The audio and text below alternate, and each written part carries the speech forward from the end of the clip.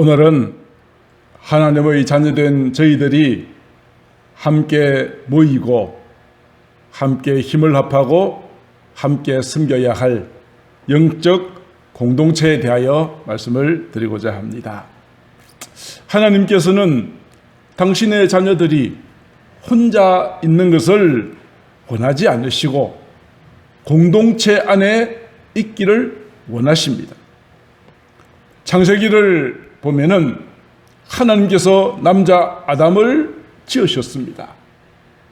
그런데 하나님께서 아담을 보시더니 창세기 2장 18절에서 말씀하시기를 사람이 혼자 있는 것이 좋지 않았다라고 말씀하십니다. 그래서 하나님께서는 아담을 위하여 돕는 배필로 하와를 지으셨죠. 남자 아담과 여자 하와를 통하여 부부를 이루게 하시고 가정이라고 하는 공동체 속에 거하게 하셨습니다. 하나님을 경외하는 가정은 하나님의 축복받는 아름다운 공동체가 되어집니다. 시편 128편 3절 4절에 보니까 내 집 안방에 있는 너의 아내는 결실한 포도나무와 같을 것이고 식탁에 둘러앉아 있는 자식은 어린 감람나무와 같다라고 노래합니다. 이런 축복은 어디에 주어집니까? 여호와를 경외하는 자에게 주어지는 가정 공동체를 통한 축복을 말씀하여 주고 계시는 것입니다. 육신적으로도 이러한 가정 공동체가 있다면 이제 우리가 하나님을 믿고 그의 독생자 예수 그리스도를 믿는 자에게 하나님의 자녀가 되는 특별한 권세를 주셨다면 영적으로 하나님의 자녀가 되어지는 공동체가 필요하게 되었죠. 그 공동체가 바로 교회라고 하는 공동체입니다. 여러분에게 질문해 볼까요? 여러분들은 교회 하면은 가장 먼저 무엇이 머리에 떠오르십니까? 어쩌면 많은 분들은 건물을 생각할 것입니다. 그러나 엄밀한 의미에서 교회는 건물이 아닙니다. 그렇다면 참된 교회 공동체의 의미가 무엇일까요? 누구든지 예수 그리스도를 믿는 자에게는 하나님께서 하나님의 자녀가 되는 권세를 주셨다고 하였습니다. 마찬가지로 나뿐 아니라 다른 사람들도 예수님을 믿음으로 하나님의 자녀가 됩니다. 예수님을 믿는 모든 그리스도인들 공통점을 한 가지 찾는다면 아버지 하나님을 믿고 섬기는 하나님의 자녀라고 하는 점입니다. 이런 의미에서 나뿐 아니라 주님을 믿는 모든 여러분 주위에 계시는 성도님들 모두 영적으로 가족이요 형제와 자매들입니다. 교회라는 것이 어떤 것입니까? 교회라고 하는 것은 하나님의 자녀들이 함께 모이는 공동체 그 자체가 교회일 뿐입니다. 그래서 그런 의미로 교회를 헬라어로 에클레시아라고 말합니다. 에클레시아가 무슨 뜻인지 하면 부름받은 자들의 모임이라는 것입니다.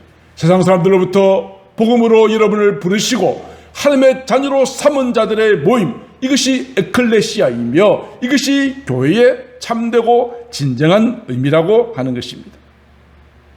사도 바울은 이러한 에클레시아 교회를 향하여 이렇게 정의를 내리고 있습니다. 로마서 12장 4절 5절에 보면 우리가 한 몸에 많은 지체를 가졌다. 예수 그리스도의 그 몸속에 눈이 되고 귀가 되고 코가 되고 손발이 되어지듯이 많은 지체를 가졌다라고 설명합니다. 그러나 그 지체가 같지 않다.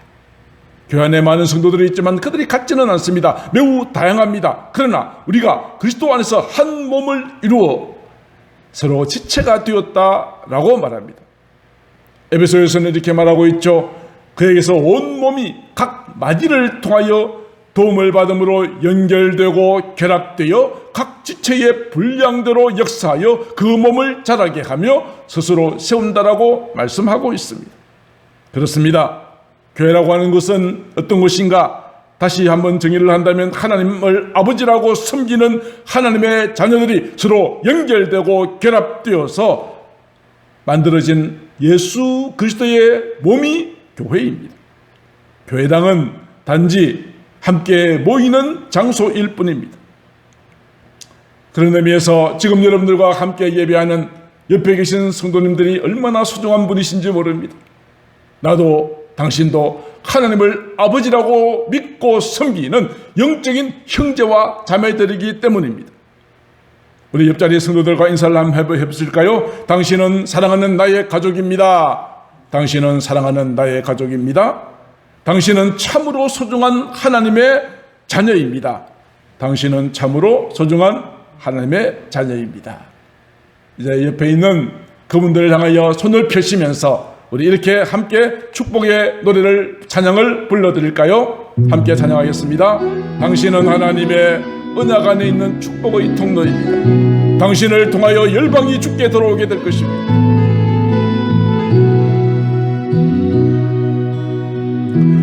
당신은 하나님의 언약 안에 있는 축복의 통로, 당신을 통하여서 열방이 주께 돌아오게 되리. 당신은 하나님의 언약 안에 있는 축복의 통로, 당신을 통하여서 열방이 주께 예배하게 되리.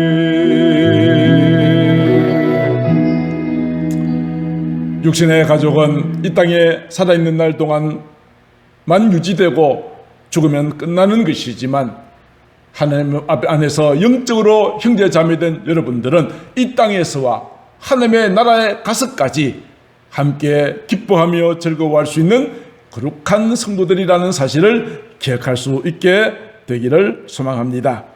이제 이 교회 공동체는 또 다른 의미가 있습니다. 그 공동체는 말씀 공동체입니다. 이스라엘 백성들이 애굽에서 해방되어 가나안 땅을 향하여 광야를 지나가고 있을 때 시내산에서 하나님께서는 그들에게 이렇게 말씀하셨습니다. 레위기서 19장 2절, 너희는 거룩하라. 나 여호와 너희의 하나님이 거룩하기 때문이다라고 말하였습니다. 거룩하다는 의미가 무엇입니까? 구별되었다는 것입니다. 무엇과 구별되기를 원하셨던 것일까요?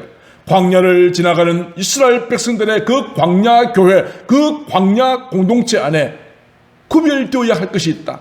거룩해야 할 것이 있다고 요구하십니다. 하나님께서는 레위기서 18장에 과거에 너희들이 살았던 애굽 땅, 그리고 하나님께서 허락하실 가나안 땅의 풍속을 따르지 말라고 경고하셨습니다. 18장 3절에 이렇게 말하고 있죠. 너희가 거주하고 있던 애굽 땅의 풍속, 내가 너희를 인도하여 장차 미래에 들어가게 되어질 가나안 땅의 풍속과 규례를 따르지 말라. 그들과 구별된 삶을 살라. 그것이 거룩이라고 말씀하셨습니다. 그렇다면 애굽 땅과 가나안 땅의 삶이 어떠하였다고 이야기합니까? 레위기서 18장 6절로부터 18절 이하에 보면은 정말 우리가 성적으로 낯뜨거운 그런 많은 기록들이 기록되어 있습니다. 성적인 타락의 모습들, 애굽과 가나안 땅 그렇게 기록하고 있는데 요약하면 이런 내용입니다. 근친 상간입니다. 살부치 자기 식구들, 가족들, 친족들과 하체를 범하지 말라. 성적으로 타락한 모습을 보입니다. 구체적으로 말합니다. 너희 어머니, 너희 아버지의 아내, 이것은 다시 두 번째, 세 번째 아내를 둔 경우들이 있었겠죠. 너희의 자매, 손녀나 외손녀, 누이, 고모, 이모, 숙모, 며느리, 이들과의 음행이 이 당시에 애굽과 가나안 땅에 매우 만연하였다는 것입니다. 살부치뿐 아니라 계속하여 말하기를 너희 이웃의 아내 다른 여자와 동침하고 자녀를 이방 신상인 몰렉에게 주어서 불로 통과하게 하고 동성애도 했습니다. 여자와 동침함 같이 남자와 동침하지 말라. 동성애는 이와 같이 뿌리가 깊은 성적 타락의 중요한 모습이죠. 그뿐 아닙니다. 23절에 이렇게 말하고 있습니다. 너는 짐승과 교합하지 말라. 짐승과도 이런 정말 더럽고 추악한 성적인 범죄를 행하였다는 것을 레위기서는 보여주면서 너희들은 애굽 땅 그리고 가나안 땅의 이러한 풍속을 따르지 말고 거룩하게 하라고 말씀하신 것입니다. 이러한 애굽 땅과 가나안 땅의 이러한 모든 성적인 타락은 단순하게 도덕적인 타락만이 아니라 종교적인 타락입니다. 왜냐하면 그 당시 모든 사회적인 풍속은 그들이 섬기는 이방 신들에 대한 종교적인 절차와 관련이 되어 있었기 때문입니다. 하나님께서는 이스라엘 백성들의 이러한 타락한 종교적인 관습 죄악을 범하지 말라고 하시면서 그렇다면 범하지 말고 어떻게 하라고 말씀하십니까? 레위기서 18장 4절 5절에 보면 너는 내 법도를 따르고 내 규례를 행하라. 하나님의 법도 하나님의 그 규례를 행하고 지키면 이로 말미암아 너희가 살게 될 것이라고 말씀하셨습니다. 그렇습니다. 하나님을 믿는 자들이 세상에 들어온 풍습과 죄악을 따르지 않고 그들과 구별되어진 거룩한 삶을 사는 방법이 무엇입니까? 하나님의 말씀을 지키고 그 말씀대로 사는 것이 우리가 세상에 빠지지 않는 방법인 것입니다. 하나님의 말씀은 능력이 있습니다. 히브리서 기자는 이렇게 말하고 있죠. 하나님의 말씀은 살아있는 말씀, 활력이 넘치는 말씀, 좌우에 날선 어떤 검보다 예리하여 혼과 영과 및 관절과 골수를 찔러 쪼개기까지 하며 내 마음의 생각과 뜻을 판단하시는 말씀입니다. 말씀을 읽다가 나의 모든 죄가 깨달아지기도 하고 말씀을 읽는 중에 하나님의 거룩한 말씀이 나를 감싸주고 위로하시고 소망을 주는 말씀으로 내게 다가오기도 합니다. 하나님의 말씀은 살아있는 말씀입니다. 죽은 글이 아닙니다. 살아서 오늘도 나에게 말씀하시는 그 말씀을 붙들고 가면 세상의 모든 죄악에 빠지지 않을 수 있다라고 말씀하여 주고 계시는 것입니다. 시편기자는 하나님의 말씀을 이렇게 말합니다. 내가 어디로 가야 될지 알지 못할 때 말씀은 내 발의 등이요 내 길에 빛이 됩니다라고 고백했습니다. 우리가 말씀 가운데 거하면 우리가 잘못된 길로 빠지지 않도록 인도하여 주신다고 말씀하여 주시는 것입니다. 그리고 우리가 말씀을 무장하면은 마귀의 모든 시험도 이길 수 있습니다. 예수님께서 40일 동안 금식하며 기도하시고 마귀로부터 시험 받으실 때 이 마귀의 3번에 걸친 시험을 이길 수 있는 방법, 무기는 말씀이었습니다. 마태복음 4장 4절과 7절과 10절에 보면 동일한 말씀으로 마귀의 시험을 물리치십니다. 기록되었으되 사람이 떡으로만 살 것이 아니요 하나님의 입으로부터 나오는 말씀으로 살 것이니라. 기록되었으되 7절에도 기록되었으되 주 너희 하나님을 시험하지 말라. 10절에도 기록되었으되 주 너희 하나님을 경외하고 다만 그만 섬기라고 말씀하셨습니다. 사랑하는 성도 여러분, 지금 우리가 사는 세상은 이스라엘 백성들이 애굽과 가나안에서 경험하였던 그런 악한 모습들과 조금도 다르지 않습니다. 더한 것처럼 보이기도 합니다. 이런 죄로 가득한 세상에서 이러한 모든 세상의 죄악에 빠지지 않고 그들과 승리하기 위해서 거룩한 삶을 유지하기 위해서 우리는 어떻게 해야 되겠습니까? 하나님의 말씀을 읽고 묵상하고 순종하고 배우는 일에 열심을 내시기를 주의 이름으로 축복합니다. 우리 교회는 하나님의 말씀을 말씀으로 진리대로 정확하게 증거하는 말씀 공동체라고 저는 자부합니다. 그 다음에 교회는 어떤 곳입니까? 예배하는 공동체입니다. 하나님의 자녀들이 함께 모여서 예배하는 것입니다. 누구에게 예배합니까? 하나님께 예배합니다. 그러므로 우리의 예배는 하나님이 기쁘게 받으셔야 합니다.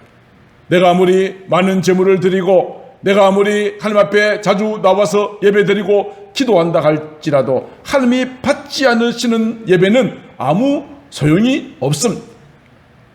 창세기 4장에 보면 가인과 아벨이 하나님 앞에 똑같이 제사 드렸습니다. 그런데 하나님께서는 가인과 그 제물은 받지 않으셨고 아벨과 그 제물을 받으셨습니다. 본문 5절을 자세히 보십시오. 제물만이 아니라 아벨과 그의 제물이요 가인과 그의 제물입니다. 하나님은 제물과 함께 누구를 받으시고 받지 않으신다고요? 예배자입니다. 가인이라는 예배자, 아벨이라는 예배자를 받기도 하시고 받지 않으셨다고 말씀하십니다. 하나님께서 받지 않으신 가인과 그의 제물, 이런 면에서 가인은 하나님 앞에 예배에 실패한 자입니다. 예배에 실패하였더니 그 결과가 어떠했습니까? 가인이 동생 아벨을 쳐 죽이는 인류 최초의 살인자가 되고, 이로 말미암아 하나님 앞에 저주받은 자가 되고 말았습니다. 그렇습니다. 예배의 성공자가 되어야 여러분의 인생도 성공자가 될 수 있는 것입니다. 예배에 실패하면 여러분의 인생도 결코 성공할 수가 없다는 것을 오늘 여기에서 보여주고 있습니다. 이사야 선지자는 이스라엘 백성들의 형식적인 예배를 드리는 것에 대하여 책망합니다. 이사야서 1장 11절, 여호와께서 말씀하시되 너희가 무수한 재물을 가져온다만 이것이 나에게 무엇이 유익한가? 너희들이 가져온 숫양의 번제, 살진 짐승의 기름, 수송아지나 어린 양과 숫 염소의 피, 나는 이것을 기뻐하지 않는다. 너희는 나 앞에 단지 보이기 위해서 오고 있지 않느냐? 나 이렇게 왔어요, 제사 드렸어요 라고 보이로만 올 뿐, 이것은 내 마당만 밟을 뿐이요 나는 너희들의 제물을 예배를 받지 않으신다고 책망하셨습니다. 13절에 헛된 제물을 다시 가져오지 말라. 분향은 내가 가정하게 여기는 바요 월삭과 안식일과 토요일로 모이는 모든 절기도 그러하다. 너희가 성회를 드리면서도 악을 행하고 있으니 내가 견디지 못하겠다. 우리의 예배를 하나님께서 기쁘시게 받으시는 것이 아니라 내가 견디지 못하겠어, 너무 힘들어, 그런 예배가 되어진다면 어떻게 될까요? 지금 이스라엘 백성들은 예배 따로 삶 따로의 삶을 살고 있는 것입니다. 성회를 행하면서도 악을 행하는 삶, 이러한 잘못된 예배를 하나님께서는 기뻐하지 아니하신다는 것입니다. 이런 잘못된 예배를 드린 결과가 무엇입니까? 이사야서 1장 15절, 너희가 손을 펼지라도 나는 내 눈을 가려버리겠다. 너희가 많이 기도하고 또 기도하여도 내가 듣지 아니하리라. 너희 손에 피가 가득하기 때문이다. 사랑하는 성도 여러분, 저는 오늘 저희들의 모든 예배가 하나님께서 기뻐 받으시는 복된 예배가 되어지기를 주의 이름으로 축복합니다. 우리의 기도를, 우리의 예배를 하나님께서 외면하시고 기도에 응답하지 아니하신다면 얼마나 불행한 일이 되겠습니까? 예수님께서 사마리아를 지나가실 때 우물가에서 한 여인을 만났습니다. 그 여인과 대화 가운데 여인이 예수님께 질문합니다. 예수님, 예배드리는 장소가 어디가 옳으냐 하는 질문을 합니다. 우리 조상들은 이 산에서, 당신들은 예루살렘에서 예배드려야 하는데 도대체 어디서 예배드리는 것이 맞습니까? 라고 예배드리는 장소를 질문했습니다. 그때 예수님께서는 그 여인에게 말씀하십니다. 장소가 중요한 것이 아니야.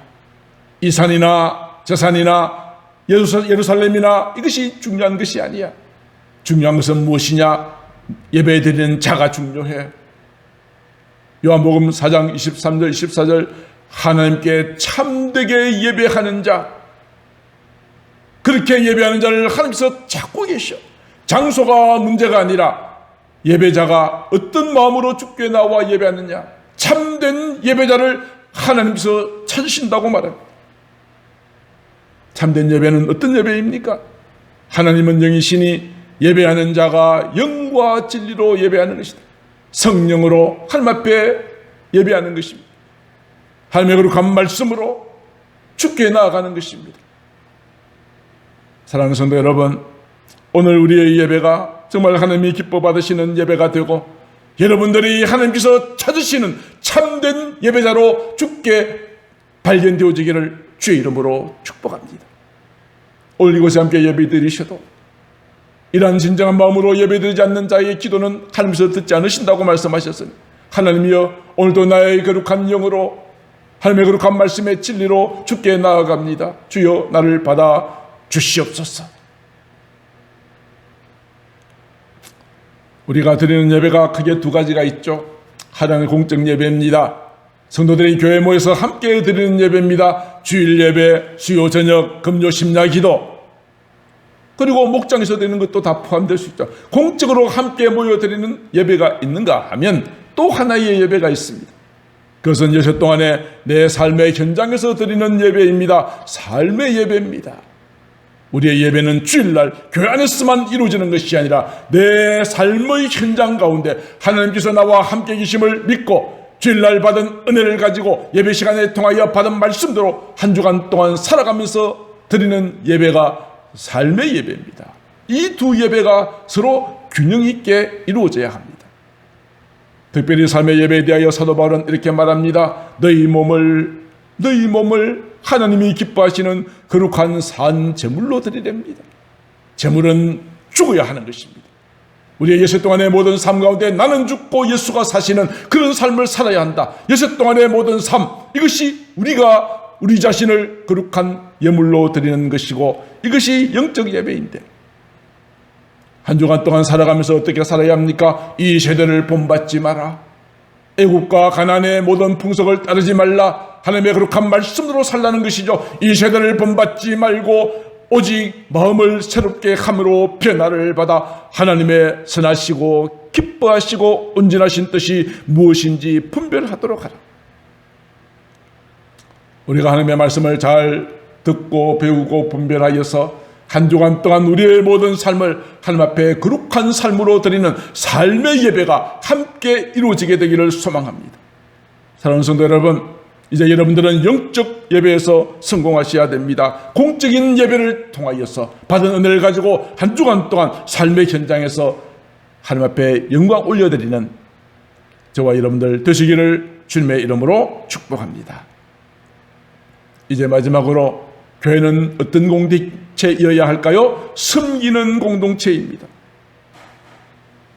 이 세상 살아가면서 다른 사람들과의 관계 속에서 살아가는 것처럼 우리 그리스도인들은 수직적인 관계와 수평적인 관계 속에서 살아갑니다.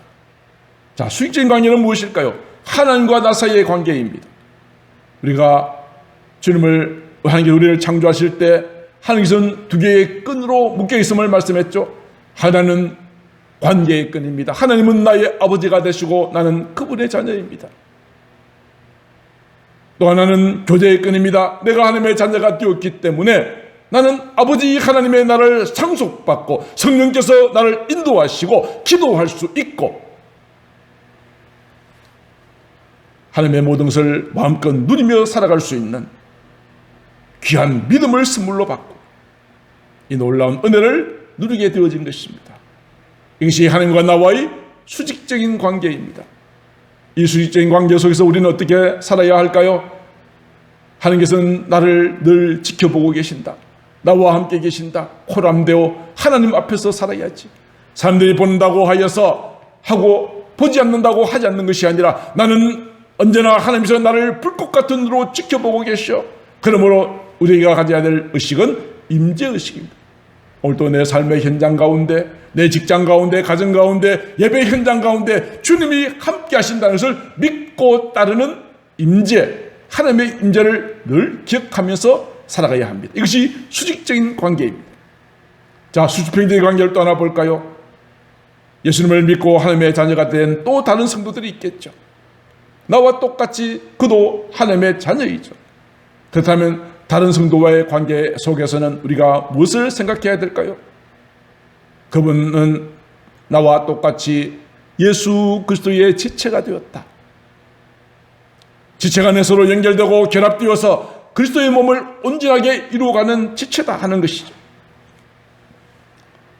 그러므로 우리는 우리의 지체된 우리 다른 성도들을 사랑하고 아껴주고 소중하게 여기는 지체의식이 있어야 합니다. 그들을 섬겨야 합니다. 또 하나의 관계가 있습니다. 우리가 이 세상 살아가면서 다른 성도들과만 살아갑니까? 아닙니다. 믿지 않는 사람들과도 살아갑니다. 불신자들과도 삽니다. 불신자들 마음속에는 하나님과의 관계가 없지요. 그들의 마음에는 성령이 거하시지 않으시죠. 그러나 우리가 이 세상 살면서 그들과 사회적인 관계를 유지해야만 합니다. 불신자들의 관계 속에서 그들과 함께 생활하면서 우리가 가져야 될 의식은 무엇일까요? 그가 비록 지금은 하나님을 알지 못하지만 하나님의 자녀가 되어지는 축복을 누리지 못하지만 나는 그들에게 해야 할 일이 뭐죠? 복음을 전하리라. 선교의식입니다. 때를 얻든지 얻지 못하든지 그에게 말씀을 전하는 이 모든 것들은 우리가 가져야 될 의식입니다. 사랑하는 성도 여러분, 이와 같이 우리는 수직적인 관계와 수평적인 관계 속에서 세 가지 의식이 균형을 이루어야 합니다. 그런데 어떤 사람은 임재의식은 강한데요, 지체의식이 약한 사람이 있어요. 다른 성도들이 어려움을 당해도 나와 상관이 없어요. 그저 내만 예수 잘 믿으면 된다는 사람이죠. 이렇게 균형이 맞지 않은 사람은 자기밖에 몰라요. 어린아이와 같은 믿음이에요. 또 어떤 사람은 반대로 지체의식은 강한데 임재의식이 약해요. 교회 나오면 성도들과 함께 잘 지냅니다. 정말 교제도 잘하고 여러 가지 활동도 많이 하지만 하나님 안에서 행한다는 그런 의식이 부족한 사람도 있어요. 또 어떤 사람은 임재의식과 지체의식은 좋은데 선교의식이 약해요. 그래서 믿지 않는 사람들에 대한 복음 전하는 일은 전혀 관심이 없는 사람들도 있어요. 그러므로 우리는 하나님 앞에서는 임재의식, 성도들과의 관계 속에서는 지체의식, 불신자들의 관계 속에서 이 선교의식이 균형을 이루는 자가 되어져야 하는 것입니다. 오늘 우리 새소망교회 우리 모든 성도님들은 이러한 임재, 지체, 선교의식으로 균형 이루시는 건강한 삶을 살아가시게 되기를 축복합니다. 이제 말씀을 증거하려고 합니다. 이런 아름다운 교회의 모델을 어디 가면 볼 수 있을까요? 어디 가면 이렇게 아름다운 교회의 모습을 발견해낼 수 있을까요? 우리가 그 교회에 한번 가서 본다면 우리에게 많이 도움이 되겠지만 이 세상에 완전한 교회는 없거든요. 그래서 저는 성경 속에서 바로 이런 아름다운 교회의 모습을 한 군데서 읽고 말씀을 마치고자 합니다. 어느 교회일까요? 초대 예루살렘의 교회입니다. 초대 예루살렘 교회. 사도행전 2장 42절로 45절까지 보면 이렇게 되어 있습니다. 그들이 사도의 가르침을 받았습니다. 말씀 공동체죠. 사도들이 말씀을 가르쳤습니다. 서로 교제하고 떡을 떼며 기도했습니다. 예배 공동체죠. 말씀과 예배가 있습니다. 그리고 사람들마다 두려워하는데 사도들로 말미암아 기사와 표적이 일어나니 모든 사람이 함께 있어 모든 물건을 함께 통용하고 재산과 소유를 팔아 각 사람들의 필요를 따라 나누어 주었어요. 섬김의 공동체의 모습이죠.